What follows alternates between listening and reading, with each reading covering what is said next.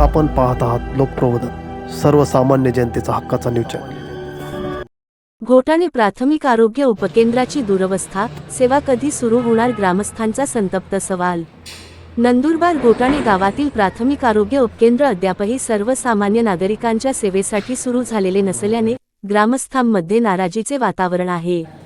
लाखो रुपये खर्चून उभारण्यात आलेली सरकारी मालमत्ता वापराअभावी दुर्लक्षित अवस्थेत असून परिसरात मोठ्या प्रमाणात घाण साचल्याने उपकेंद्राची दुरवस्था झाली आहे। ग्रामस्थांच्या म्हणण्यानुसार आरोग्य सेवा गावातच उपलब्ध व्हावी या उद्देशाने उपकेंद्राची उभारणी करण्यात आली।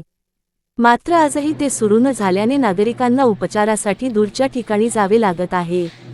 त्यामुळे वृद्ध, महिला, लहान मुले व रुग्णांची मोठी गैरसोय होत आहे।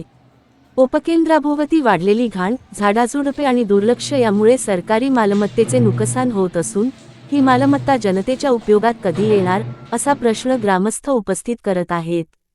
घोटाणे ग्रामस्थांनी प्रशासनाकडे तातडीने लक्ष देण्याची मागणी केली असून उपकेंद्र त्वरित सुरू करून परिसराची स्वच्छता, देखभाल आणि आवश्यक कर्मचारी नियुक्ती करण्यात यावी अशी विनंती केली।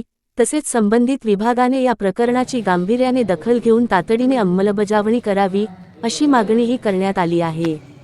लोकप्रबोधन मराठी न्यूज नेटवर्क महाराष्ट्र प्रतिनिधी नरेंद्र भिकनबावा गोसावी, नंदुरबार।